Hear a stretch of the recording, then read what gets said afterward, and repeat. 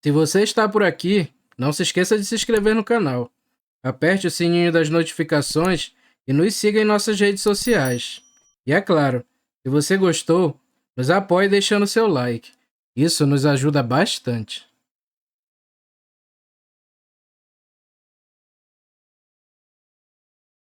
Jornal da Vizinhança, 20/5/2009. Ataque de lobos. Garota é salva por caçadores, após ter sido atacada por lobos. A garota passa bem, tendo apenas alguns arranhões. Os homens que a salvaram afirmam ter matado o lobo, e segundo alguns relatos, tinha quase 2,5 metros.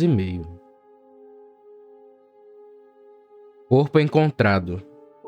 O corpo de um homem despido, não identificado, foi encontrado na manhã de hoje, provavelmente executado, pois apresentava vários disparos de armas de grosso calibre. A polícia acha que a vítima tinha ligações com o tráfico de drogas.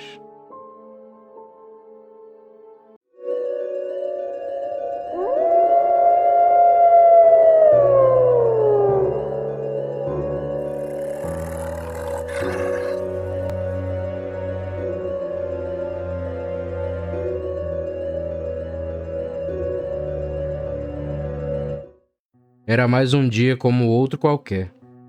Ela teria que ajudar sua mãe a ordenhar as vacas, separar o leite que seria vendido e o que seria usado para uso próprio, ajudar a arrumar a casa e, depois de suas tarefas e após o almoço, poderia sair para brincar com seus amigos. Porém, Giovanna era diferente das outras crianças da sua idade, e o tempo disponível que tinha usava para produzir doces e levá-los para a casa de sua avó. Às 15 horas, ela estava tomando destino para a casa de sua avó, mesmo sobre os protestos de sua mãe, que não entendia como uma criança de 12 anos preferia a companhia de uma senhora de 80 anos do que de outros da sua idade. Pois bem, fazer o quê, né? E assim, avisando-lhe dos perigos da floresta que percorreria, se despediu da filha, que alegre e saltitante iria encontrar sua tão amada avó. O caminho era longo, porém de início era tranquilo, pois ela passaria pela casa de alguns amigos e da pracinha da sua cidade, onde sempre se encontrava com quase todos os amigos da escola, para só então começar os 30 minutos de caminhada, até o seu destino. Sua avó era uma senhora adorável, e sua neta deixava tudo de lado para ficar com ela. Tinha medo de perdê-la, e mesmo com sua pouca idade, já entendia que lhe restava pouco tempo. Por isso, queria aproveitar ao máximo daquela maravilhosa velhinha, que junto com sua mãe, eram as coisas mais importantes de sua vida. Mas sabe como é criança? Ao passar em frente à casa de uma coleguinha, parou para falar sobre Jéssica, a garota mais metida do colégio, e de Renato, o menino mais bonito. Na pracinha, encontrou quase a turma toda.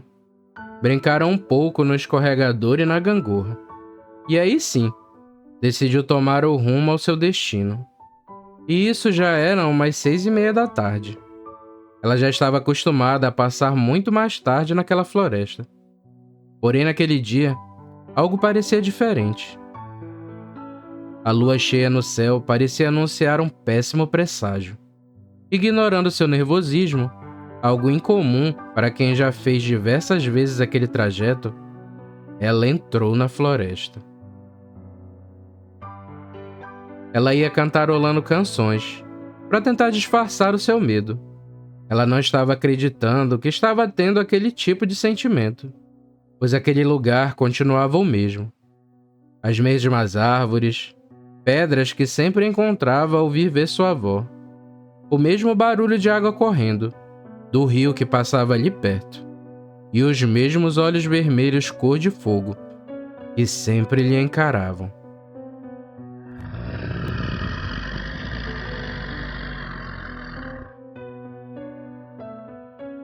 Enquanto corria, Giovanna só podia acreditar que foi instinto.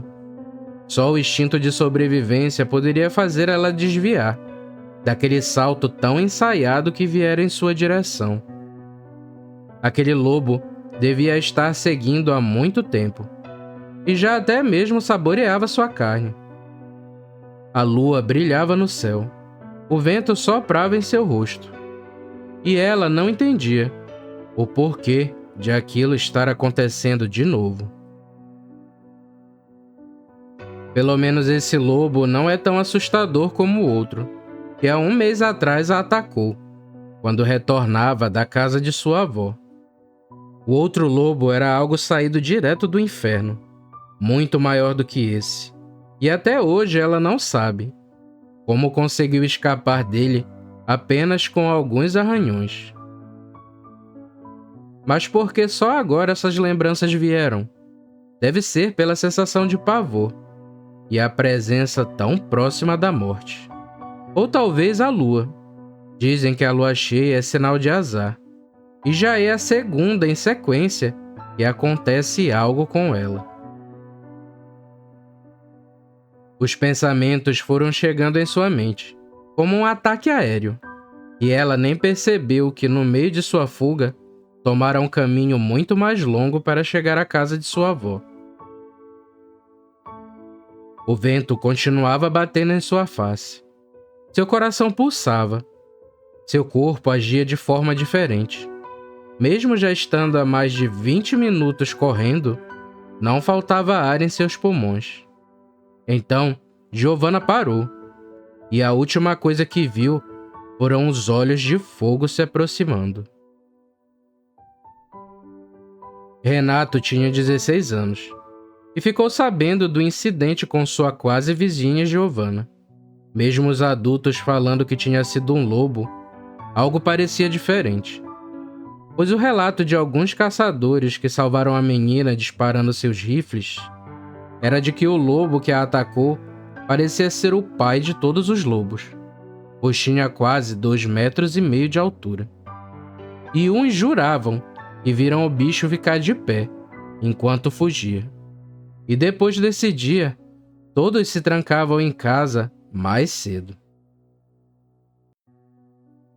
Nesse dia, ele resolveu que iria acabar com este toque de recolher em sua cidade, pois talvez trazendo a pele do lobo, a cidade voltasse ao normal, e seus pais pudessem novamente liberá-lo para sair à noite.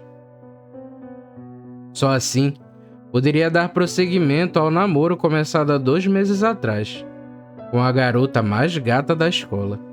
E assim ele seguiu em direção à floresta, decidido.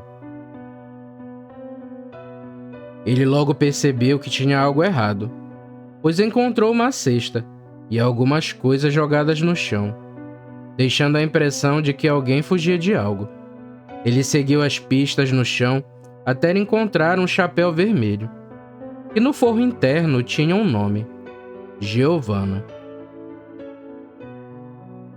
Ele apressou-se em tomar a direção que tudo indicava que ela tomara, mas sem deixar de pensar o quanto a menina deveria ser azarada. 2 vezes em 1 mês. Quando ouviu um uivo, algo triste, porém cheio de ódio, ele preparou seu rifle e se aproximou, esperando encontrar com certeza o corpo sem vida de sua amiga. Porém, o que ele viu era algo que ele não teria como contar a seus amigos ou filhos, se é que um dia ele teria. Pois não havia corpo nenhum, pelo menos não o de Giovanna, pois a única coisa morta que jazia naquele lugar era a carcaça mutilada de um lobo. Um lobo que foi destroçado por algo maior e mais forte que ele, algo que agora uivava sentado em uma pedra, logo à frente, próximo ao rio.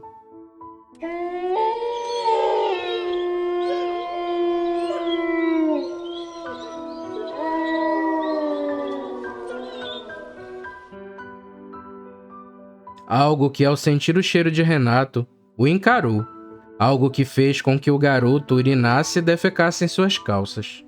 Algo que apenas estava começando seu passeio noturno e que apenas brincara com aquele lobo. Algo que seria a última coisa que o menino veria, antes de ter sua cabeça arrancada por uma patada. Dizem que quando se tem a cabeça retirada, seu cérebro continua trabalhando, conseguindo gravar as informações por uns 15 segundos. Essa deve ter sido a última mensagem gravada pelo cérebro de Renato. Um lobo como nunca ele viu antes, aproximando-se de sua cabeça e enfiando-lhe as presas. Fim de gravação.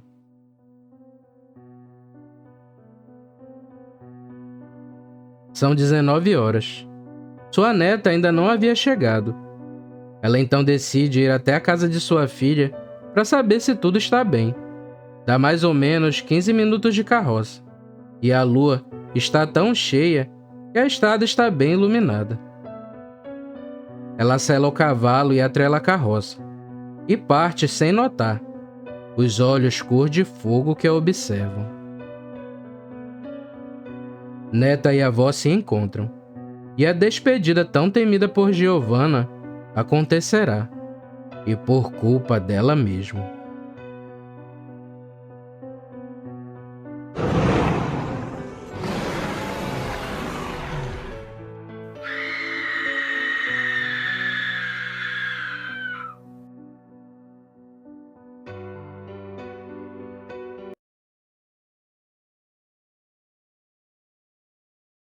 Ele era um policial aposentado.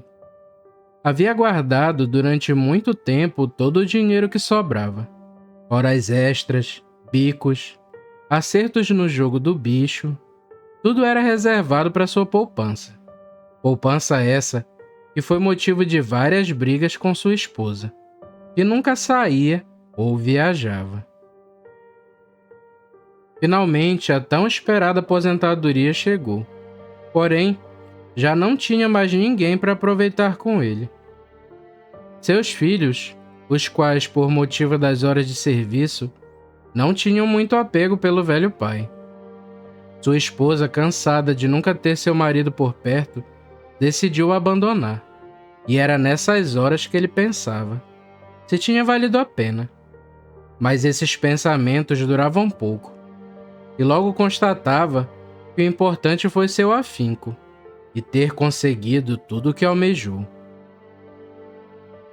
Sentado em sua cadeira preferida, na sua varanda preferida, ele vislumbrava seu objetivo alcançado, um sítio de alguns muitos metros quadrados, na Serra da Sina.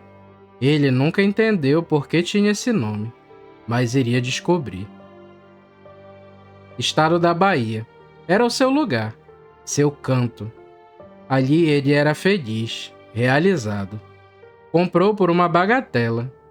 Chegou a ficar desconfiado, mas agora, olhando todo aquele maravilhoso pôr do sol, pensou o quanto otário foi o antigo dono, por vender algo tão maravilhoso por um preço tão barato. Ledo engano. Como em todo final de tarde, ele sentava na varanda e olhava o pôr do sol, pensava na vida e entrava para assistir TV. Já estava nessa rotina há uns 6 meses.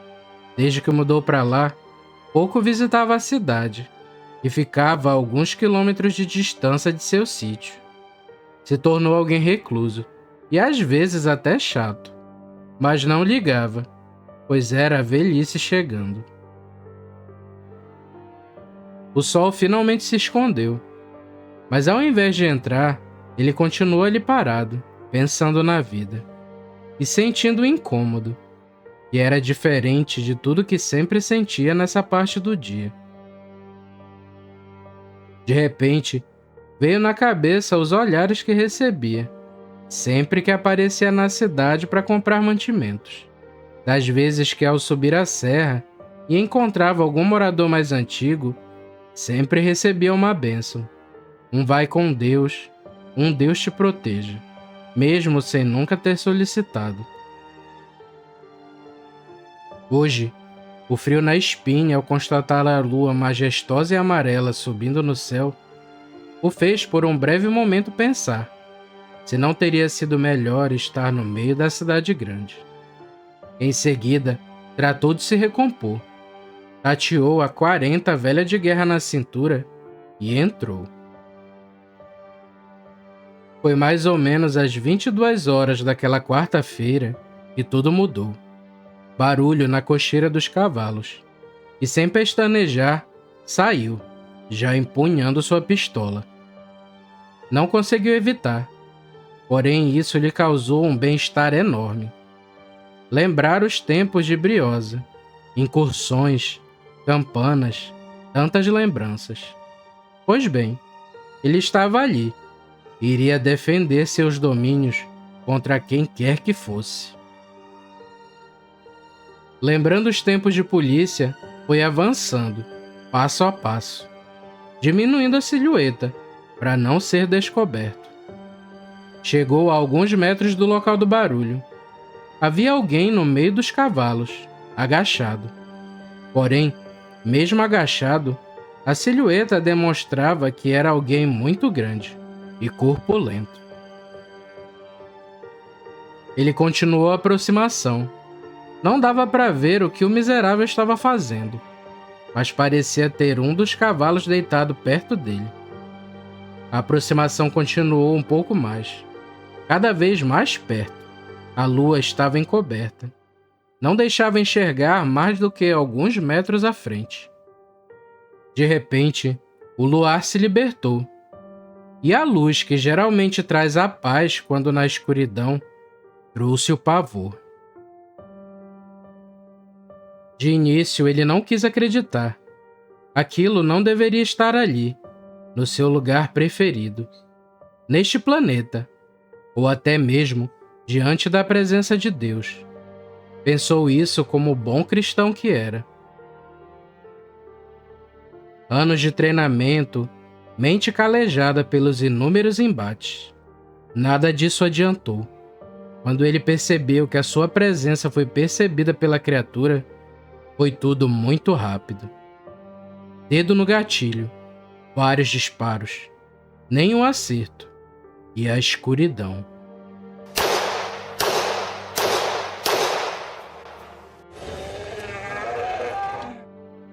Acordou pela manhã.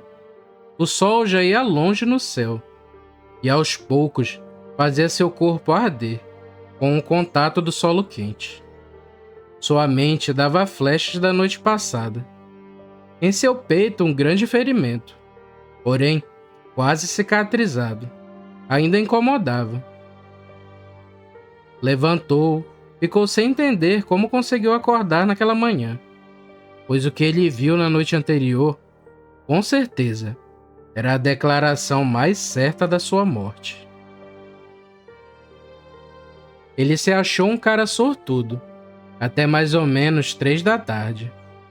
Foi quando percebeu a inquietação, a ferida praticamente curada e o vigor que surgiu.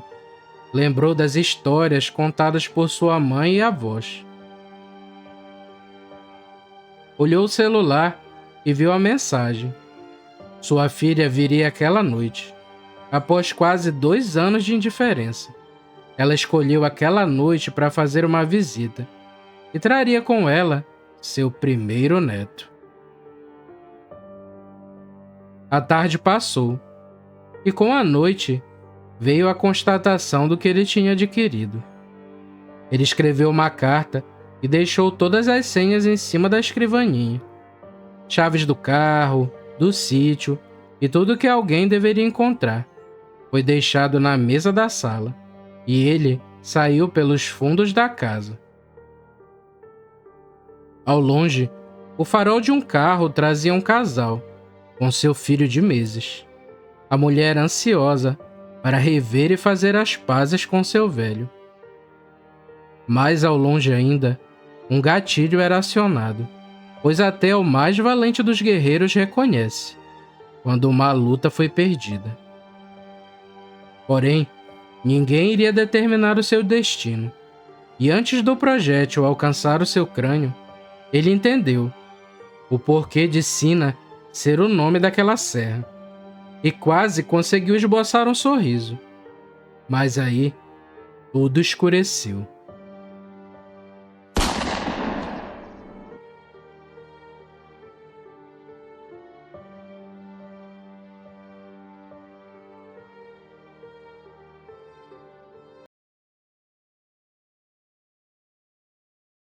Eles já estavam juntos há um bom tempo.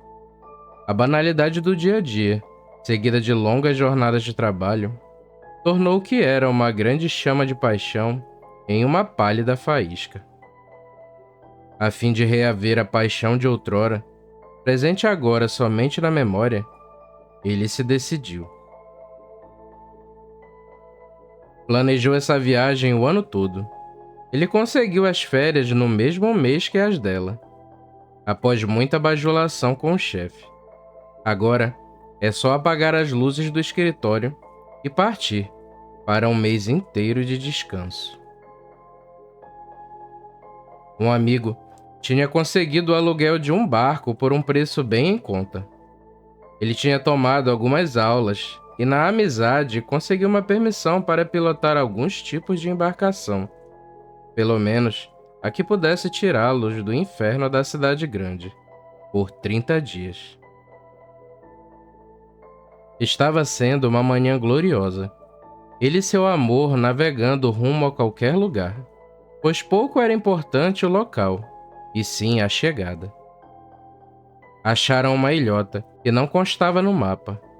E melhor assim, pensou, pois com certeza não haveriam turistas para encher o saco. Atracaram e foram conhecer as maravilhas do lugar. Era uma ilha bem simplória, sem muito conforto, o que era compensado pela beleza do lugar. Apesar da placa dando boas-vindas aos turistas, o povo não era muito amistoso e olhava com desconfiança para o casal. As casas eram estranhas, de pedra, construções bem fortes, como se não quisessem que algo entrasse ou saísse de suas casas. A praia era esplêndida e deserta. Não mais deserta porque a figura de um pescador e sua rede destoavam de todo aquele silêncio.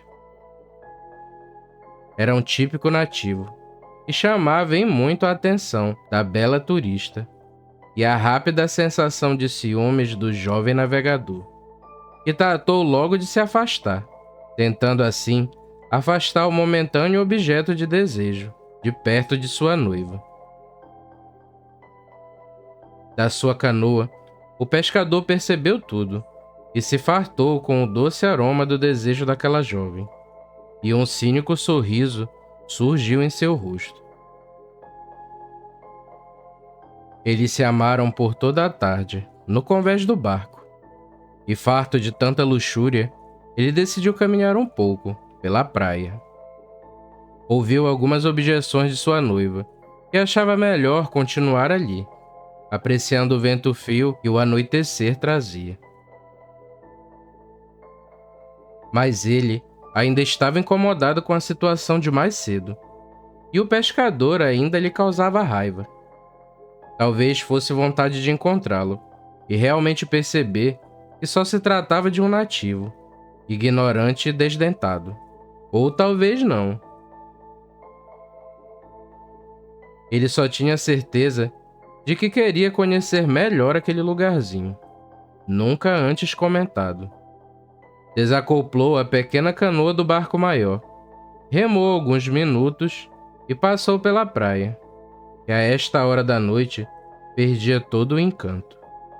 Fria e deserta, e dava para perceber que seus moradores estavam reclusos dentro de suas casas, e se bem soubesse, ele faria o mesmo.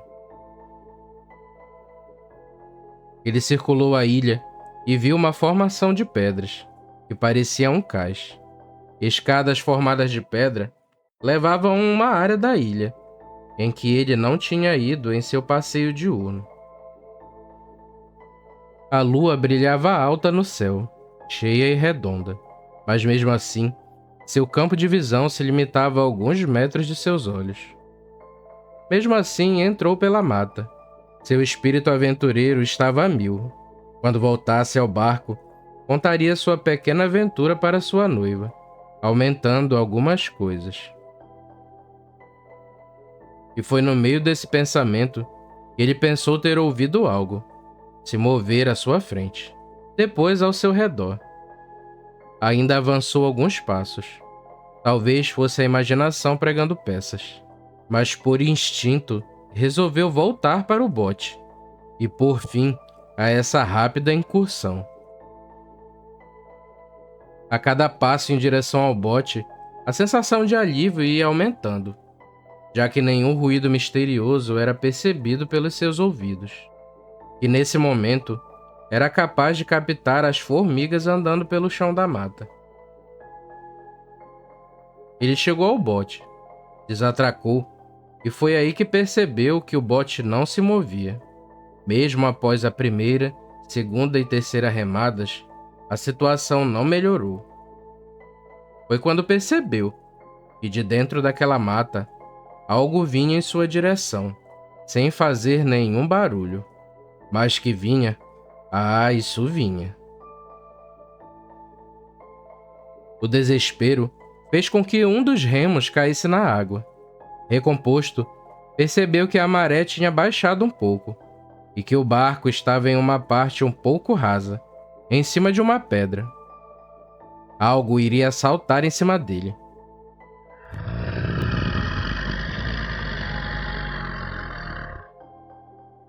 Com uma força que talvez só tenhamos em momentos de medo, ele posicionou o remo esquerdo em uma das pedras, à frente, e com o esquerdo deslocou o barco para trás, meio metro. Porém, o bastante para achar alguma profundidade. E o odor da coisa já era perceptível.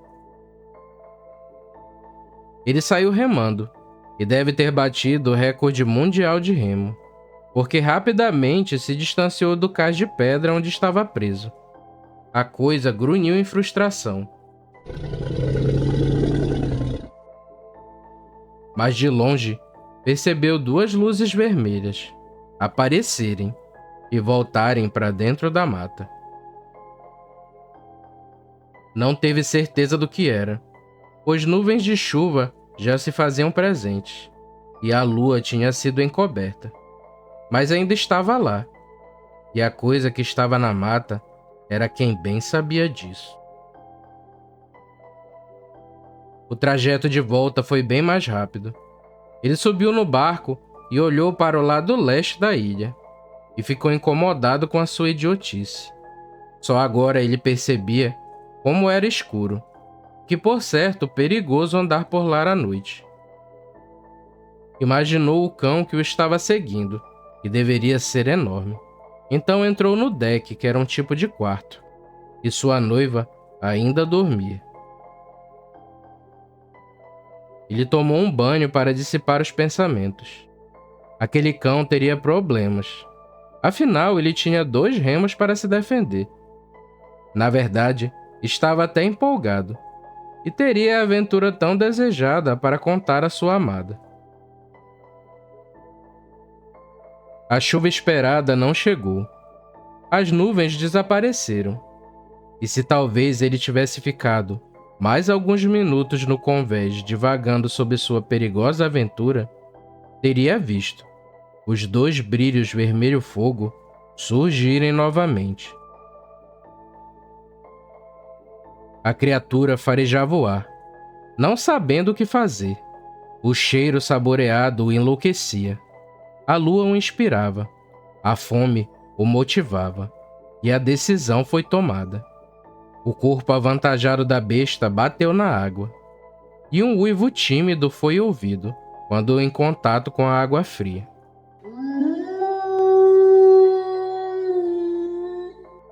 Pensou em desistir, mas a lua, a fome, o motivavam. Braçadas vigorosas o levaram em minutos ao barco. O homem havia resolvido tomar umas cervejas antes de dormir. Deixaria a história para o outro dia, quando ela acordasse. Em poucos minutos, o resultado de 2 cervejas tomadas de alguns goles se fez presente. Então, o homem foi atender ao chamado da natureza.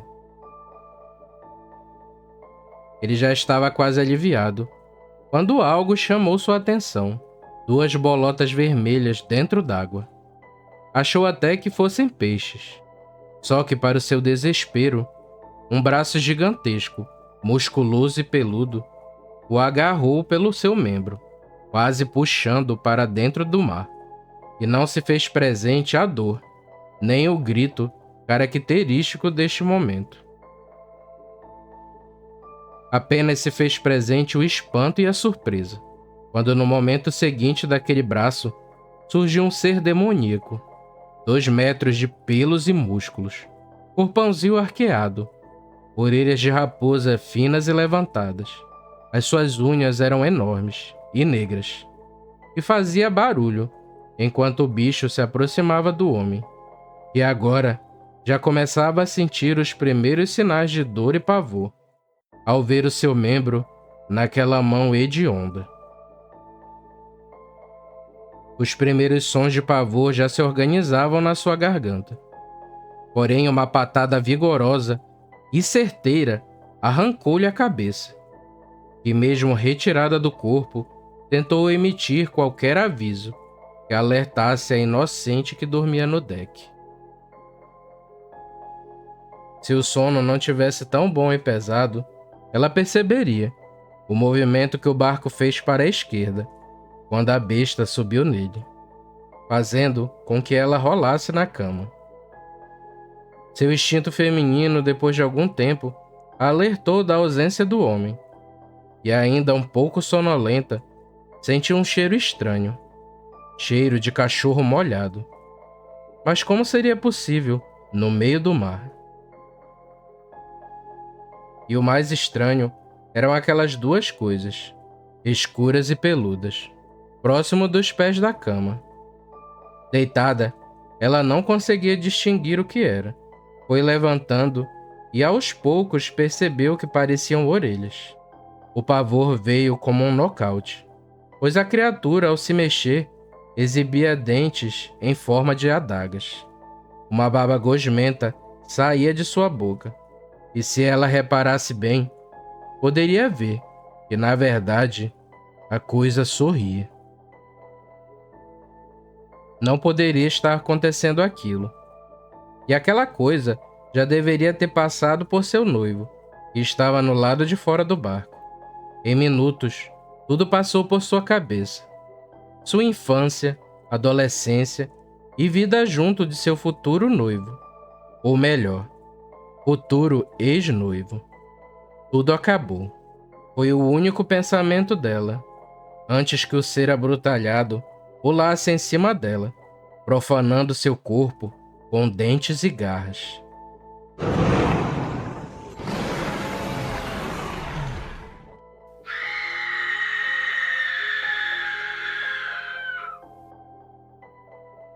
A besta, no convés da embarcação, fez mais uma reverência à lua, sua fonte inspiradora, aquela que o movia, e aquela que em algumas noites trazia tanto sofrimento e prazer, e que há 10 anos vinha sendo a sua sina.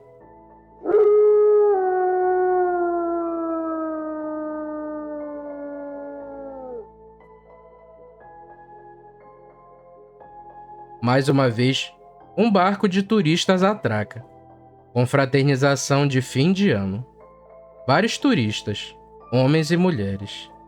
Ilha perfeita, apesar dos moradores calados e casas de pedra. Um casal se afasta com maldade no pensamento. Busca um lugar mais sossegado.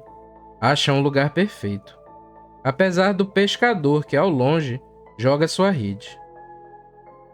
Ele percebe a intenção do casal e recolhe sua rede. Nativo bonito, único da espécie.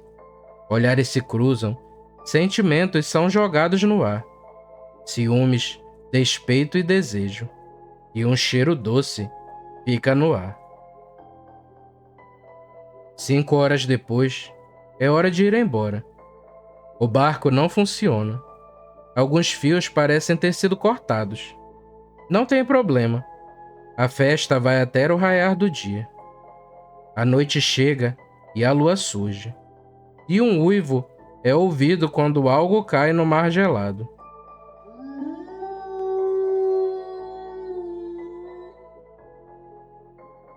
As casas de pedra estão fechadas. E dentro, seus moradores sabem que por mais uma noite estão seguros. Afinal, a besta terá um banquete esta noite.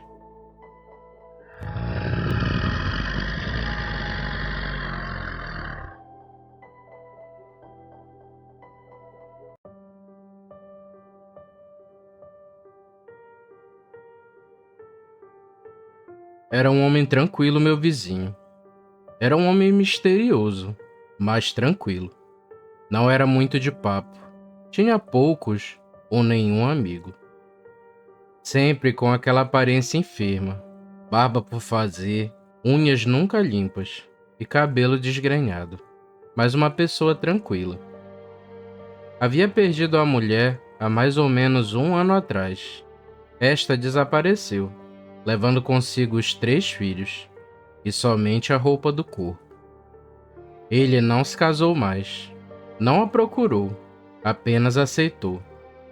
Aliás, era uma pessoa que demonstrava aceitar tudo que a vida lhe oferecia. Eu era uma criança na época, porém, acho que entendia a dor daquele homem. Às vezes, quando não tinha nada para fazer, me dirigia até sua casa. E lá era empanturrado com lanches e história de terror. E as minhas preferidas, claro, as de lobisomem. As quais ele possuía um repertório vasto. Até hoje, não sei se minha admiração vinha de seu imenso conteúdo de história de lobisomem ou da própria pessoa. Lembro que às vezes ficava olhando, observando sua casa, para tentar descobrir o que aquele homem fazia dentro daquela imensa casa sozinho, sem ter com quem conversar. Eu o ouvia andando e fazendo uma coisa ali, outra aqui, nunca parado. Porém tinha certas noites em que a casa parecia abandonada. Não se via sua agitada movimentação. Acho que era quando a tristeza batia e as lembranças de sua esposa vinham visitá-lo. Porque quase sempre eram em noites bonitas, onde a lua brilhava bem alto, prateada, derramando a plenitude de sua luz em nossas almas. Sua atitude já mudava mesmo durante o dia. Sua impaciência e irritabilidade já eram visíveis, tanto que me dava até receio de realizar minhas visitas nesses dias. E quando a noite caía, ele saía, ficava durante um tempo observando a lua e depois entrava, e não era mais visto até o dia seguinte. Nessas noites, a quietude da casa era contrastada com a algazarra que transformava a vizinhança. Os cachorros entravam em frenesi. Apareciam, eu acho, que todos os cachorros do bairro, para fazerem estardalhaço na minha rua. Lembro-me que em uma noite dessas, depois dos cachorros sossegarem, eu acordei de súbito e fiquei observando o barulho da madrugada. E pude jurar que bem longe, não sei vindo de onde, mas pude escutar algo parecido com um som de grades batendo. Era como se algo se jogasse sobre as grades, querendo sair. Procurei criar uma relação com esses sons estranhos e as noites de lua, e tive a resposta que elas se correlacionavam, e desde então, quando acordava durante essas noites, colocava o joelho no chão e orava, para seja lá o que estivesse preso, não conseguisse derrubar aquelas grades. Então houve um dia em que mais alguém escutou e contou para outro alguém, e esses alguéns descobriram de onde vinha o barulho. Lembro que nossos pais ordenaram que ficássemos em casa, e todos eles saíram e foram em direção à casa do meu vizinho. Era uma noite como nenhuma outra, e tudo estava calmo dentro da casa. Pensei que eles até fossem convidar ele para o que iriam fazer, mas depois do primeiro pontapé na porta da frente, eu percebi que tinha algo errado. Não aguentei a curiosidade e fui ver o que tinha acontecido para que invadissem a casa do meu amigo daquele jeito. Ao me aproximar da casa, houve agitação e era como se estivesse um cachorro acuado, que urrava, uivava e rosnava.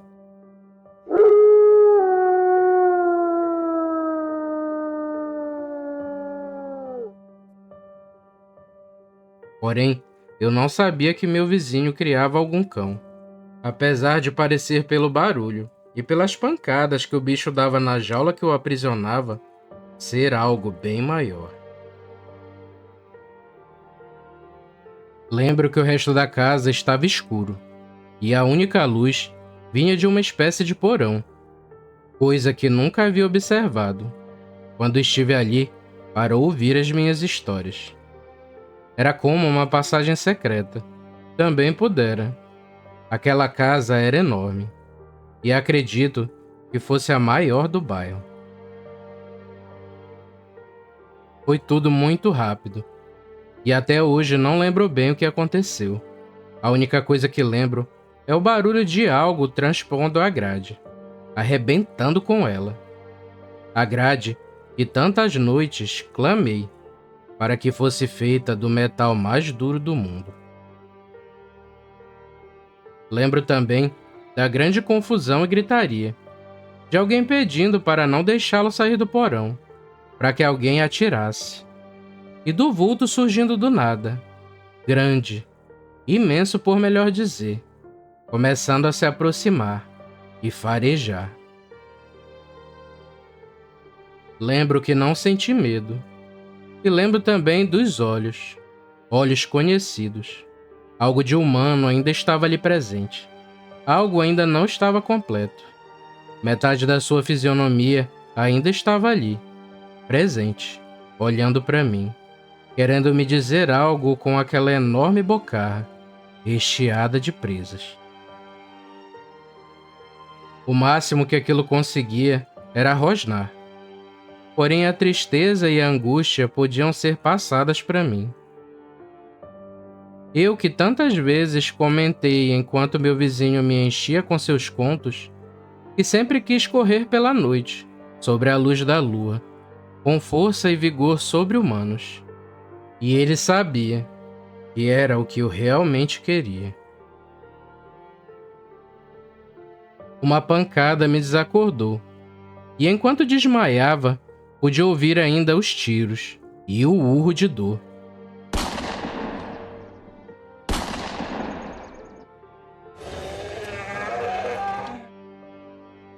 E na minha mente, eu queria saber o porquê. Por que matamos tudo que não entendemos? Por quê? Hoje vivo sozinho. Perdi minha mulher e meus filhos. Eles não entendem certas coisas. Ela achou que eu a estava traindo, só porque algumas noites não durmo em casa. Eu sei que a amo, e ela sempre será a única para mim. Meus pais já faleceram, sem nunca me explicar o que aconteceu naquela noite. E nem lembro mais do rosto do meu vizinho. O resto da minha infância ficou distorcido, esquecido após tantas cirurgias para enxertos de pele. Hoje o dia foi agitado, e uma inquietação me aflige. Já são 19 horas, e a lua tá linda hoje. A cicatriz no meu peito ainda é visível. Já está começando a arder. Porém, já estou perto da casa que comprei, algo que ninguém sabe. A casa que sempre em algumas noites visito. Eu desci para o porão, e já acabei de me trancar. E novamente, coloco os joelhos no chão e rezo para que essas grades me aguentem. por mais esta noite.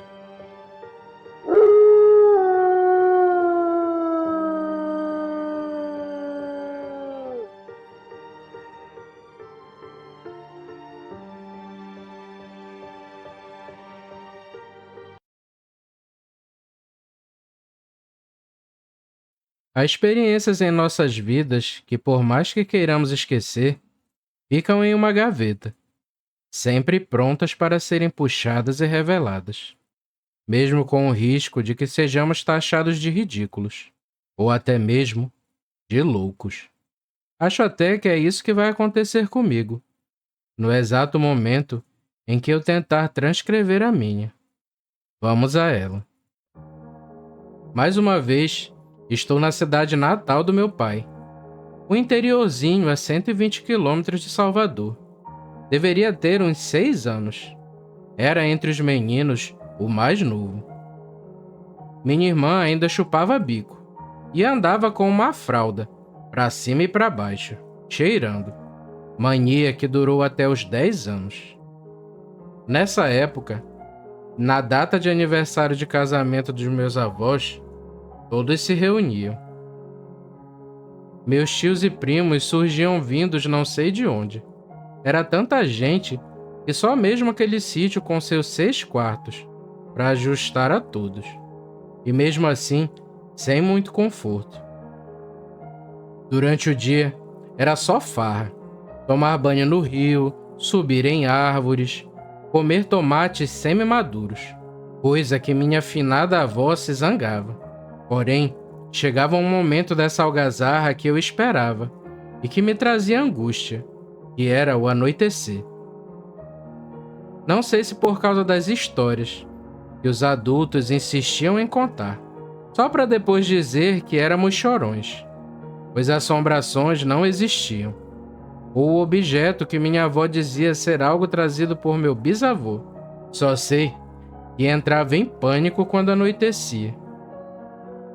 Porém, essa noite não teria história, e sim festa.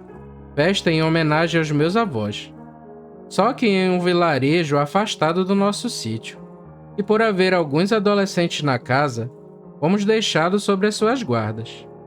4 adolescentes entre 14 e 16 anos, tomando conta de 9 crianças, entre 4 e 9 anos. Nossos primos mais velhos foram orientados para nos dar banho no horário certo, colocar o café e nos mandar para a cama na hora certa também. E também seria mais seguro deixar os cachorros dentro de casa. Eram 5 cachorros: Piau, o mais velho e maior; Sardinha, o mais arteiro; Boto, o mais bravo; Piaba, a menorzinha e o xodó das meninas; e Ipaiá, uma fêmea um pouco antissocial com estranhos. Os mais velhos dizem que dar nome de peixe a cães faz com que eles vivam mais. E acho que dá certo mesmo. Sim, continuando. Eles se espalhavam pela casa, tomando seus lugares, e só saíam dali quando os adultos chegavam. A noite prosseguia tranquila. Conversas, brigas e até namoros. Sabe como são os primos, né? E como era de se esperar, os menores foram sendo vencidos pelo sono, e os maiores também, e a casa repousou em total silêncio. O engraçado dessas noites no sítio é que enquanto existisse uma luzinha acesa, tudo era clareado por ela, mas ao apagá-la, tudo era engolido pela escuridão. Parecia que o escuro ficava só esperando a hora de atacar, e isso sempre chamou a minha atenção, porque a luzinha era tão pequena, sempre vindo de um simples lampião ou candeeiros. Já a escuridão não, era grandona. Eu olhava para fora da casa e lá estava ela, engolindo tudo, só sendo barrada por aquela pequena luzinha. Já eram umas 23 horas. A festa lá no vilarejo deveria ainda estar pegando fogo. Eu estava no quarto da minha avó, junto com a minha irmã e um primo. A cama da minha avó era enorme. era a queen size daquela época. Piau, que era o cachorro que eu mais gostava, e acho que a recíproca era verdadeira, dormia embaixo de nossa cama. Os outros cães se acomodaram uns na sala, outros na porta dos fundos, e outros também fazendo companhia aos meus primos nos quartos. E eu não sei como se iniciou aquela agonia. Eu só lembro que em um momento tudo estava calmo, e no outro, a gritaria. Acordei assustado com a minha irmã chorando também, sem entender o que tinha acontecido. Piau saiu debaixo da cama e já se encaminhou para a porta dos fundos. Parecia já saber o que estava acontecendo e o que deveria fazer. E os outros cães também tiveram a mesma atitude. Pense aí, um monte de meninos chorando e gritando, e ninguém para dizer o que deveria ser feito. Até que meu primo, que era o mais velho, resolveu deixar os cães saírem. Porém, deixou Piau dentro de casa conosco, imaginando que o que quer que fosse que estivesse do lado de fora irritando tanto os cães, se por acaso entrasse, encontraria um vira-lata, mestiço de fila com pastor, pronto para nos defender. Os cães voaram pela porta, e tivemos que fazer muita força para segurar o Piau, que queria ir junto com seus companheiros. De dentro da casa, só ouvíamos grunhidos, ganidos e de repente uma correria, como se estivessem dando a volta na casa. De repente, os latidos foram se distanciando, até que tudo parou. Dentro da casa, nós tentávamos saber o que tinha acontecido. Piau ia de um lado para o outro da casa, querendo sair de qualquer jeito. Depois de alguns minutos, com os ânimos acalmados, até mesmo do Piau, tudo foi esclarecido. No meio da confusão, realmente não percebi que a minha prima estava parada, estática. Achei até que ela deveria ser a única que estaria calma, diante daquele inferno. Ledo engano. Após ter se acalmado, ela nos contou o seguinte. Ela acordou com alguém batendo na porta dos fundos. Como ela estava no quarto que era próximo da cozinha, ela foi ver quem era. Achou até que seriam os nossos pais, retornando da festa. Quem frequentou essas casas da roça sabe que a maioria das casas são de cimento, mas acho que às vezes, por ter o dinheiro gasto em outras coisas, algumas partes da casa são terminadas em massapê, o famoso barro batido. E com o tempo, aparecem buracos, que às vezes são tapados e outras não, já que as partes que são feitas de massapê ficam nas cozinhas, e não são todos que entram nelas. Então fica assim: a sala feita de cimento, lugar de visitas, e a cozinha de massapê, local para pessoas da família ou amigos íntimos. Continuando. Minha prima acordou e foi ver quem era, e olhou em um desses buracos. Olhos mágicos naturais, para saber quem era. Ela diz que não lembra muito bem. Só lembra de ter visto um homem branco, mas branco mesmo, cor de leite. Mas os olhos, segundo ela, eram vermelhos. E olhou para ela no mesmo buraco que ela olhava. Ele pediu que ela abrisse a porta, e ela ficou parada, petrificada olhando para ele. O homem então vociferou para que ela abrisse a porta, dizendo que ele estava com fome. E nessa hora, seu rosto pálido já se tornava escuro. Ele caiu no chão como se estivesse tendo espasmos de dor, e a última coisa que ela se lembra foi dele implorando para que ela abrisse a porta, pois estava com fome. E ela olhou e viu seu corpo se debater e dobrar de tamanho. Durante toda a balbúrdia, ela ficou ali, parada perto da porta, sem se mexer, catatônica. Tanto que a iniciativa de abrir a porta para deixar os cachorros saírem foi do meu primo, e para isso teve que empurrá-la, para tirá-la do caminho. Lembro-me de passar o resto da madrugada rezando, para que meus pais viessem logo. Quando chegaram e nos encontraram acordados, ninguém dormiu mais daquela noite, lógico. Ainda tomamos bronca, e mais outra quando não encontraram os cachorros. Alguns de meus primos queriam ir para casa no outro dia, mas ainda faltavam 3 dias para chegar o dia combinado por todos, para retornarmos a Salvador. Os cachorros apareceram no final da tarde do mesmo dia, todos sujos e famintos, como se tivessem corrido muito. Piau os esperou o dia todo, sentado na frente da casa.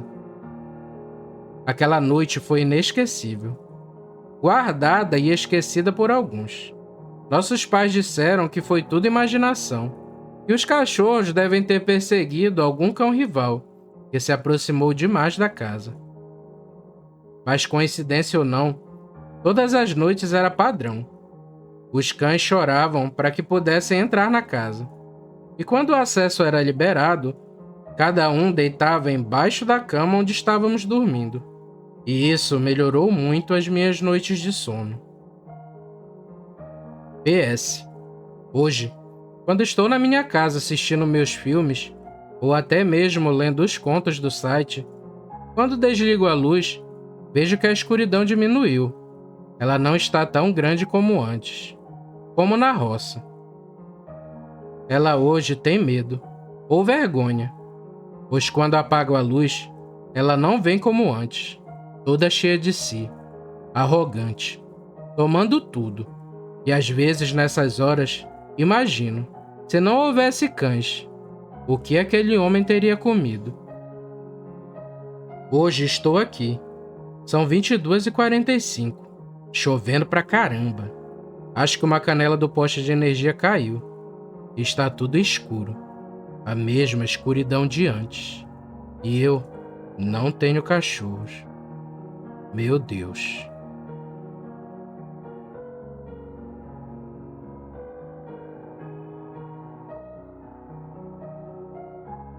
Obrigado por chegar até aqui. Vou te contar um segredo. Quem se inscreve nesse canal está protegido do sobrenatural. Então deixa seu like e siga nossas redes sociais. Isso nos ajuda bastante. Valeu, galera. Fiquem com Deus e tchau.